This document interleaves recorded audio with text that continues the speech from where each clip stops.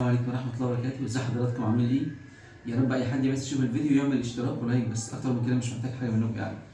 أنا عايز كل حاجة بصراحة يعني، بس مش مشكلة يعني. النهاردة هتكلم في موضوع بسيط جدا. أي حد يعني قبل ما يدي حقن عضل أو وريد، يعني في حقن بتتلخبط على بعض أو بتنضاف على بعض غير المحلول. أي حد قبل ما يدي الحقن ديت يتأكد الحقن ديت بتتفاعل مع بعض ولا لأ.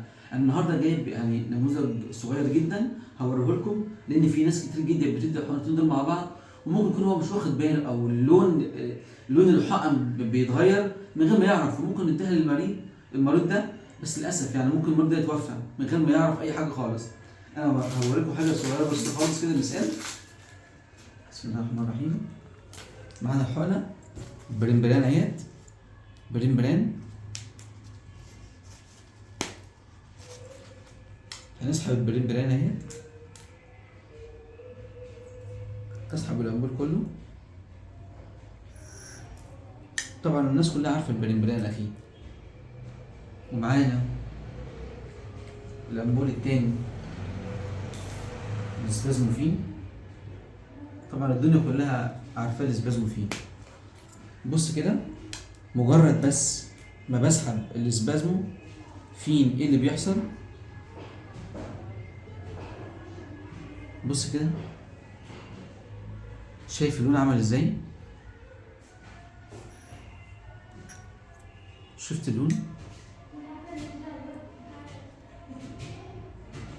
طالما السرنجة عملت كده، مستحيل ادي المريض الحقنه ديت. خلاص، لو المريض ده قدامي يعني بيموت من الالم. في ناس ممكن يبقى قلبها جامد ويديها عادي، لكن انا شخصيا ما اقدرش ادي الحقنه للمريض بالمنظر ده. تمام؟ ويا ريت الحقن الافيل بالذات ما تخلطش مع حاجه ثانيه الا بامر الطبيب. الطبيب لو قال لك حط الافيل على كذا كذا واديها مباشر كده في وريد سك غير المحلول، تمام اديها له. لكن لو بقى بالمنظر ده ما تديش الحقنه خالص للمريض، ويفضل ياخد الحقنه لو الدكتور كاتبها او الطبيب كاتبها سبازم او بريمبران مع بعض، تاخد دي في فخده ودي في فخده. تمام؟ اكتر من كده مش عايز اقول لكم حاجه. اوعى حد يدي الحقنه بالمنظر ده. شكرا جدا، شكرا ليكم.